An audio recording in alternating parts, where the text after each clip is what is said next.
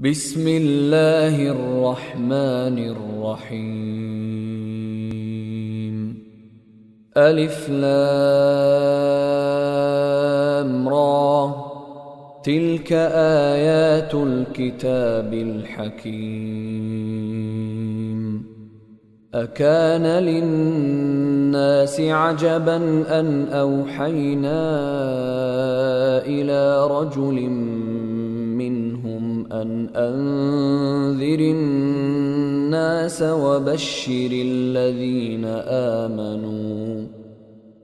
أنذر الناس وبشر الذين آمنوا أن لهم قدم صدق عند ربهم قال الكافرون إن هذا لساحر مبين إن ربكم الله الذي خلق السماوات والأرض في 6 أيام ثم استوى على العرش يدبر الأمر ما من شفيع إلا من بعد إذنه ذلكم الله ربكم فاعبدوه أفلا تذكرون إليه مرجعكم جميعا وعد الله حقا إنه يبدأ الخلق ثم يعيده ليجزي الذين آمنوا وعملوا الصالحات بالقسط والذين كفروا لهم شراب من حميم وعذاب أليم بما كانوا يكفرون هو الذي جعل الشمس ضياء والقمر نورا وقدره منازل لتعلموا عدد السنين والحساب ما خلق الله ذلك إلا بالحق يفصل الآيات لقوم يعلمون إن في اختلاف الليل والنهار وما خلق الله في السماوات والأرض لآيات لقوم يتقون إن الذين لا يرجون لقاءنا ورضوا بالحياة الدنيا واطمأنوا بها والذين هم عن آياتنا غافلون أولئك مأواهم النار بما كانوا يكسبون إن الذين آمنوا وعملوا الصالحات يهديهم ربهم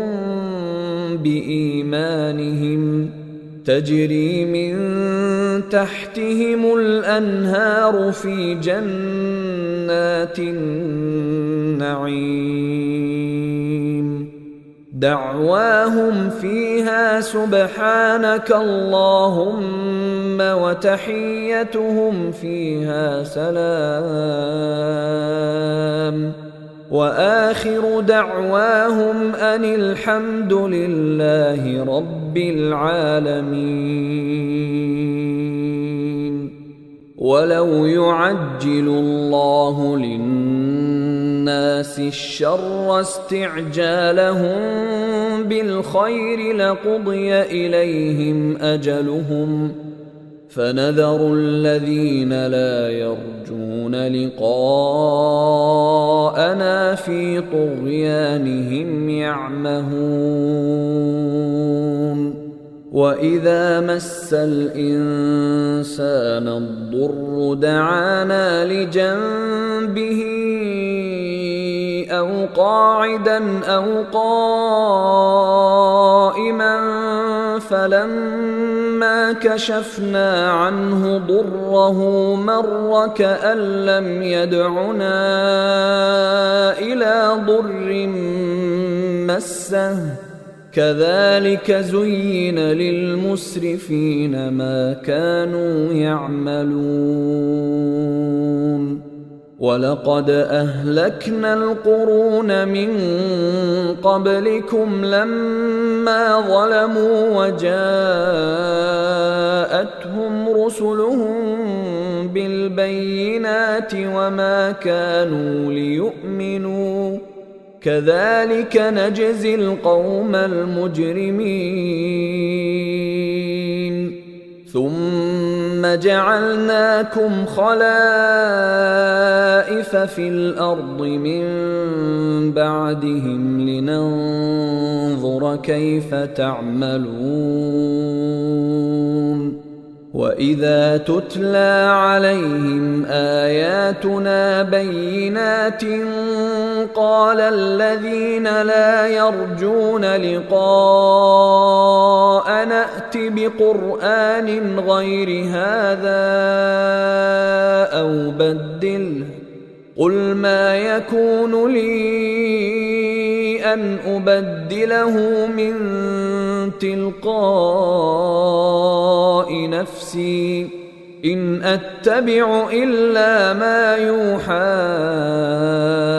إلي إني أخاف إن عصيت ربي عذاب يوم عظيم قل لو شاء الله ما تلوته عليكم ولا أدراكم به فقد لبثت فيكم عمرا من قبله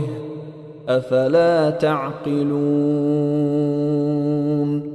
فمن أظلم ممن افترى على الله كذبا أو كذب بآياته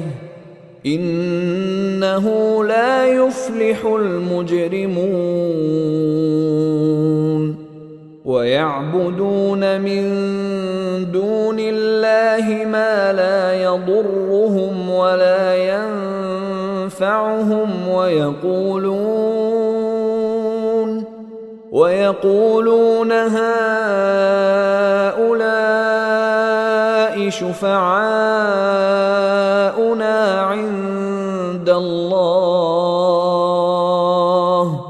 قل أتنبئون الله بما لا يعلم في السماوات ولا في الأرض سبحانه وتعالى عما يشركون وما كان الناس إلا أمة واحدة فاختلفوا ولولا كلمة سبقت من ربك لقضي بينهم فيما فيه يختلفون ويقولون لولا أنزل عليه آية من ربه فقل إنما الغيب لله فانتظروا إني معكم من المنتظرين وإذا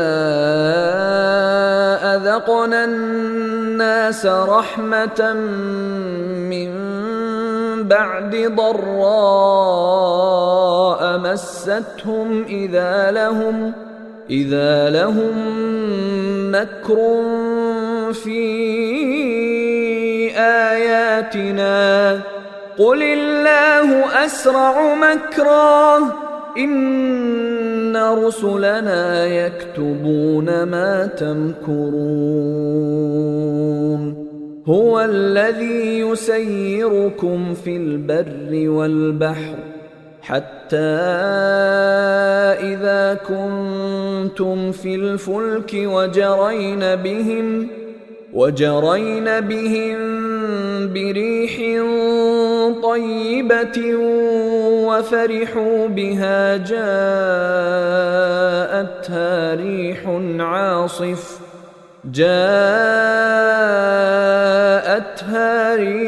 عاصف وجاءهم الموج من كل مكان وظنوا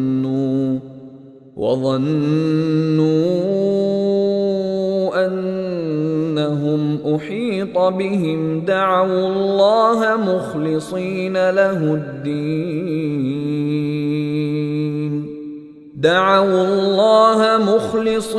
له الدين لئن أنجيتنا من هذه لنكونن من الشاكرين فلما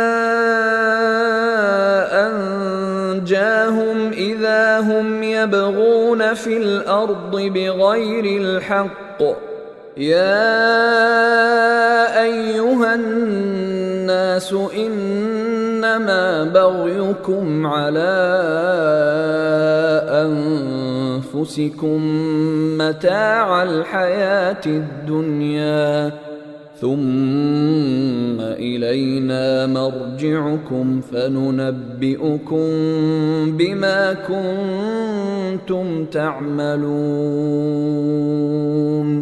إنما مثل الحياة الدنيا كماء إن أنزلناه من السماء فاختلط به نبات الأرض مما يأكل الناس والأنعام حتى إذا أخذت الأرض زخرفها وزينت وظن أهلها أنهم قادرون عليها أتاها أمرنا ليلا أو نهارا فجعلناها حصيدا كأن لم تغن بالأمس كذلك نفصل الآيات لقوم يتفكرون والله يدعو إلى دار السلام ويهدي من يشاء إلى صراط مستقيم. أيها الإخوة الكرام، نذكركم بأن حقوق الطبع والتوزيع محفوظة، والسلام عليكم ورحمة الله وبركاته. أعوذ بالله من الشيطان الرجيم. للذين أحسنوا الحسنى وزيادة ولا يرهق وجوههم قتر ولا ذلة أولئك أصحاب الجنة هم فيها خالدون. والذين كسبوا السيئات جزاء سيئة بمثلها وترهقهم ذلة ما لهم من الله من عاصم كأنما أغشيت وجوههم قطعا من الليل مظلما أولئك أصحاب النار هم فيها خالدون. ويوم نحشرهم جميعا ثم نقول للذين أشركوا مكانكم أنتم وشركاؤكم فزيلنا بينهم وقال شركاؤهم ما كنتم إيانا تعبدون فكفى بالله شهيدا بيننا وبينكم إن كنا عن عبادتكم لغافلين هنالك تبلو كل نفس ما أسلفت وردوا إلى الله مولاهم الحق وضل عنهم ما كانوا يفترون قل من يرزقكم من السماء والأرض أم من يملك السمع والأبصار ومن يخرج الحي من الميت ويخرج الميت من الحي ومن يدبر الأمر فسيقولون الله فقل أفلا تتقون فذلكم الله ربكم الحق فماذا بعد الحق إلا الضلال فأنى تصرفون كذلك حقت كلمة ربك على الذين فسقوا أنهم لا يؤمنون قل هل من شركائكم من يبدأ الخلق ثم يعيده قل الله يبدأ الخلق ثم يعيده فأنى تؤفكون قل هل من شركائكم من يهدي إلى الحق قل الله يهدي للحق أفمن يهدي إلى الحق أحق أن يتبع أم من لا يهدي إلا أن يهدى فما لكم كيف تحكمون وما يتبع أكثرهم إلا ظنًّا إن الظن لا يغني من الحق شيئا إن الله عليم بما يفعلون وما كان هذا القرآن أن يفترى من دون الله ولكن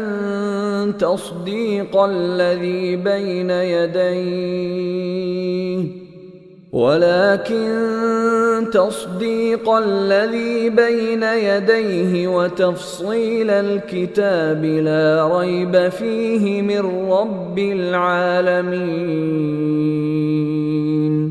أم يقولون افتراه قل فأتوا بسورة مثله وادعوا من استطعتم من دون الله إن كنتم صادقين بل كذبوا بما لم يحيطوا بعلمه ولما يأتهم تأويله كذلك كذب الذين من قبلهم فانظر كيف كان عاقبة الظالمين ومنهم من يؤمن به ومنهم من لا يؤمن به وربك أعلم بالمفسدين وإن كذبوك فقل لي عملي ولكم عملكم أنتم بريئون مما أعمل وأنا بريء مما تعملون ومنهم من يستمعون إليك أفأنت تسمع الصم ولو كانوا لا يعقلون ومنهم من ينظر إليك أفأنت تهدي العمي ولو كانوا لا يبصرون إن الله لا يظلم الناس شيئا ولكن الناس أنفسهم يظلمون ويوم يحشرهم كأن لم يلبثوا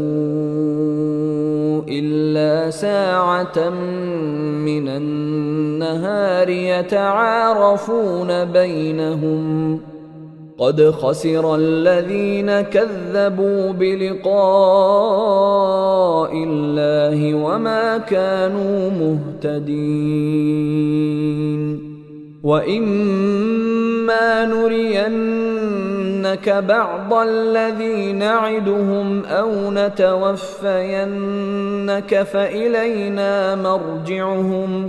فإلينا مرجعهم ثم الله شهيد على ما يفعلون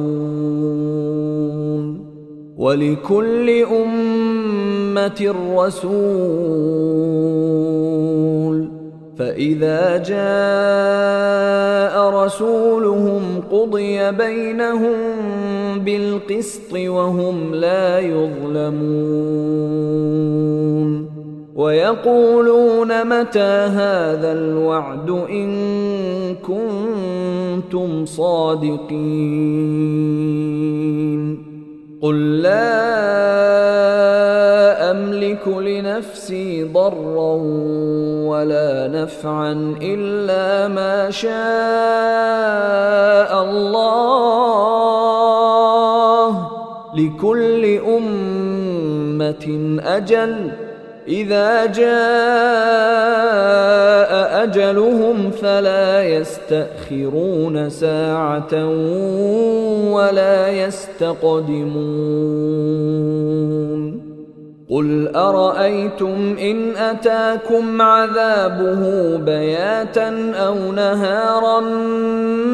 ماذا يستعجل منه المجرمون أثم إذا ما وقع آمنتم به الآن وقد كنتم به تستعجلون ثم قيل للذين ظلموا ذوقوا عذاب الخلد هل تجزون إلا بما كنتم تكسبون ويستنبئونك أحق هو قل إي وربي إنه لحق وما أنتم بمعجزين ولو أن لكل نفس ظلمت ما في الأرض لافتدت به وأسروا الندامة لما رأوا العذاب وقضي بينهم بالقسط وهم لا يظلمون. ألا إن لله ما في السماوات والأرض ألا إن وعد الله حق ولكن أكثرهم لا يعلمون. هو يحيي ويميت وإليه ترجعون. يا أيها الناس قد جاءتكم موعظة من ربكم وشفاء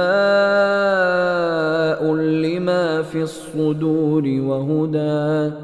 وهدى ورحمة للمؤمنين. قل بفضل الله وبرحمته فبذلك فليفرحوا هو خير مما يجمعون. قل أرأيتم ما أنزل الله لكم من رزق فجعلتم منه حراما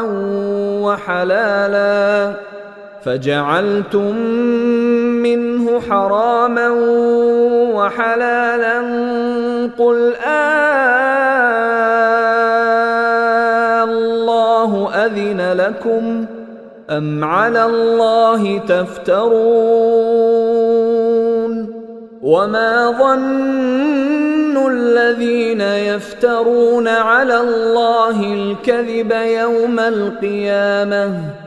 إن الله لذو فضل على الناس ولكن أكثرهم لا يشكرون. وما تكون في شأن وما تتلو منه من قرآن ولا تعملون من عمل إلا كنا عليكم شهودا إذ تفيضون فيه. وما يعزب عن ربك من مثقال ذرة في الأرض ولا في السماء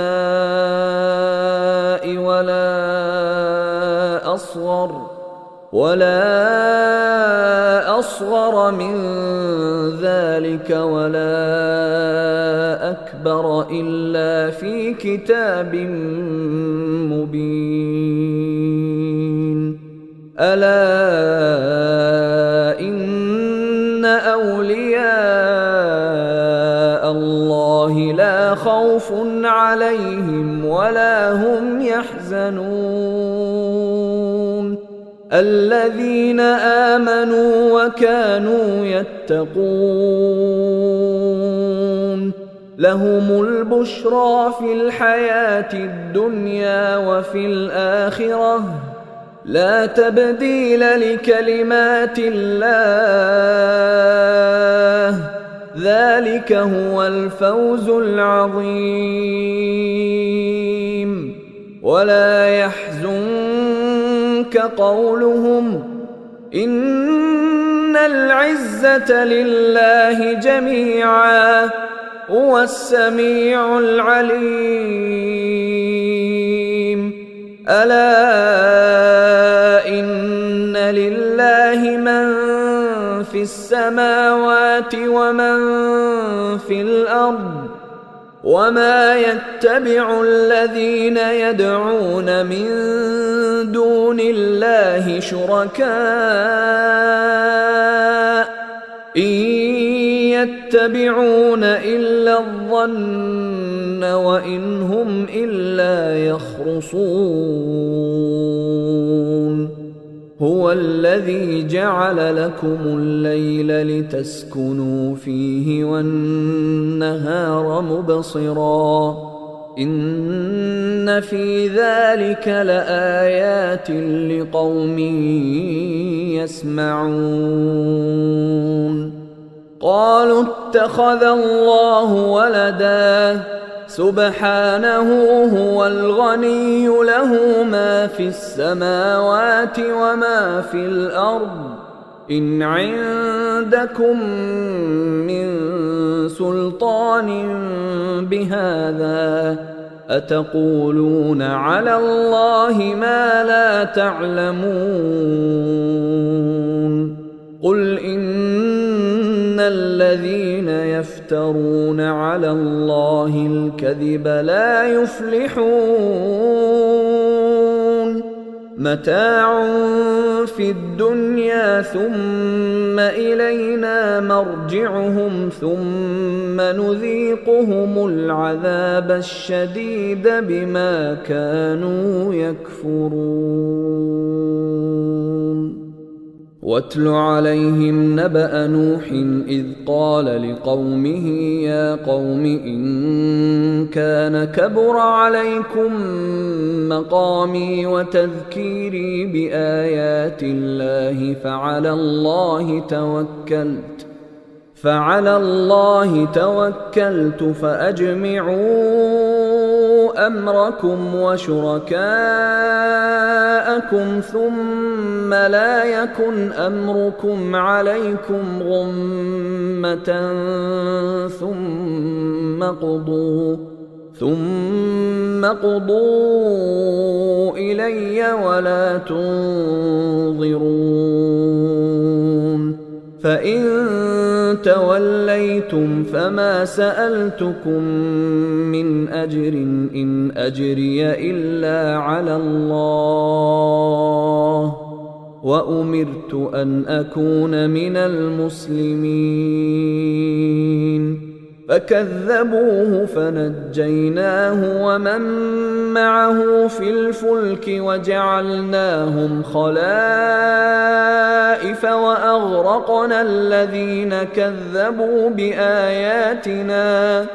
فانظر كيف كان عاقبة المنذرين ثم بعثنا من بعده رسلا إلى قومهم فجاءوهم بالبينات فما كانوا ليؤمنوا بما كذبوا به من قبل كذلك نطبع على قلوب المعتدين ثم بعثنا من بعدهم موسى وهارون إلى فرعون وملئه بآياتنا فاستكبروا وكانوا قوما مجرمين فلما جاءهم الحق من عندنا قالوا إن هذا لسحر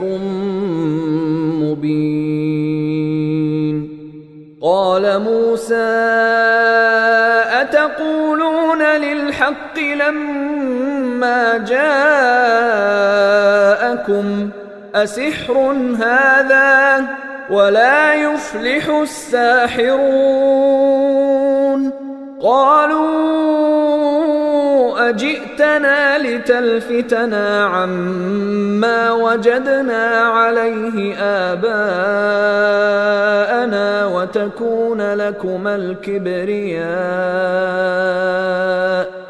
وتكون لكما الكبرياء في الأرض وما نحن لكما بمؤمنين وقال فرعون ائتوني بكل ساحر عليم فلما جاء السحرة قال لهم موسى ألقوا ما أنتم ملقون فلما ألقوا قال موسى ما جئتم به السحر إن الله سيبطله إن الله لا يصلح عمل المفسدين ويحق الله الحق بكلماته ولو كره المجرمون فما آمن لموسى إلا ذرية من قومه على خوف من فرعون وملئهم أن يفتنهم وإن فرعون لعال في الأرض وإنه لمن المسرفين وقال موسى يا قوم إن كنتم آمنتم بالله فعليه توكلوا إن كنتم مسلمين فقالوا على الله توكلنا ربنا لا تجعلنا فتنة للقوم الظالمين ونجنا برحمتك من القوم الكافرين وأوحينا إلى موسى وأخيه أن تبوأ لقومكما بمصر بيوتا واجعلوا بيوتكم قبلة وأقيموا الصلاة وبشر المؤمنين وقال موسى ربنا إنك آتيت فرعون وملأه زينة وأموالا في الحياة الدنيا ربنا ليضلوا عن سبيلك ربنا اطمس على أموالهم واشدد على قلوبهم فلا يؤمنوا حتى يروا العذاب الأليم قال قد أجيبت دعوتكما فاستقيما ولا تتبعان سبيل الذين لا يعلمون وجاوزنا ببني إسرائيل البحر فأتبعهم فرعون وجنوده بغيا وعدوا حتى إذا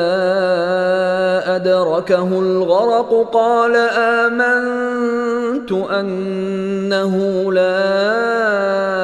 إله إلا الذي آمنت به بنو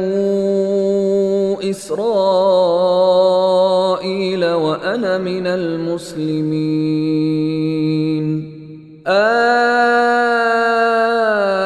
الآن وقد عصيت قبل وكنت من المفسدين فاليوم ننجيك ببدنك لتكون لمن خلفك آية وإن كثيرا من الناس عن آياتنا لغافلون ولقد بوأنا بني إسرائيل مبوأ صدق ورزقناهم من الطيبات فما اختلفوا حتى جاءهم العلم إن ربك يقضي بينهم يوم القيامة فيما كانوا فيه يختلفون فإن كنت في شك مما أنزلنا إليك فاسأل الذين يقرؤون الكتاب من قبلك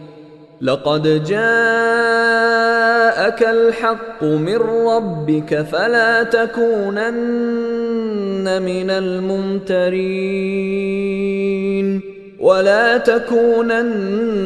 من الذين كذبوا بآيات الله فتكون من الخاسرين إن الذين حقت عليهم كلمة ربك لا يؤمنون ولو جاءتهم كل آية حتى يروا العذاب الأليم فلولا كانت قرية آمنت فنفعها إيمانها إلا قوم يونس لما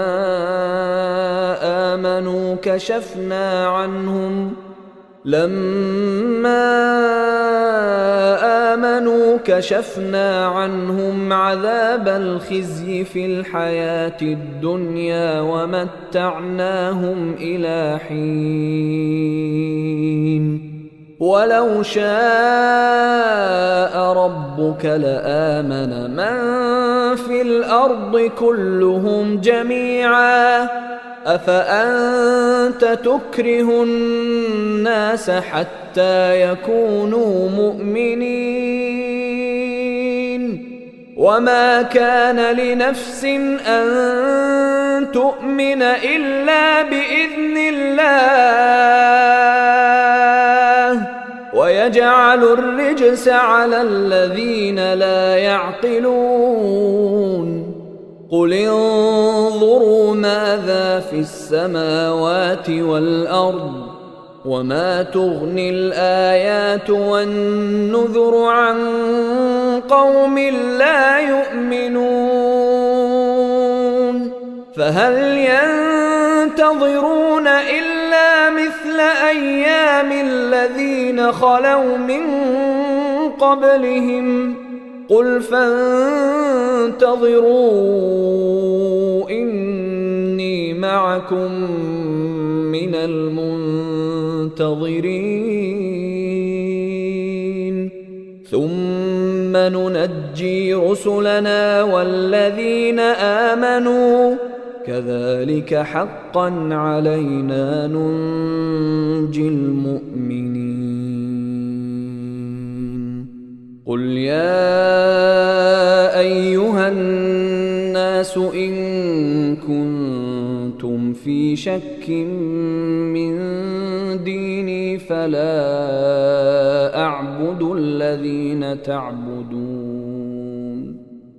فلا أعبد الذين تعبدون من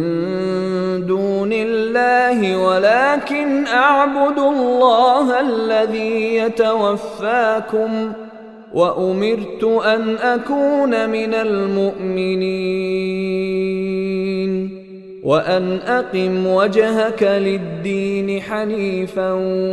ولا تكونن من المشركين ولا تدع من دون الله ما لا ينفعك ولا يضرك فإن فعلت فإنك إذا من الظالمين وإن يمسسك الله بضر فلا كاشف له إلا هو وإن يردك بخير فلا راد لفضله يصيب به من يشاء من عباده وهو الغفور الرحيم قل يا أيها الناس قد جاءكم الحق من ربكم فمن اهتدى فإنما يهتدي لنفسه ومن ضل فإنما يضل عليها وما أنا عليكم بوكيل واتبع ما يوحى إليك واصبر حتى يحكم الله وهو خير الحاكمين.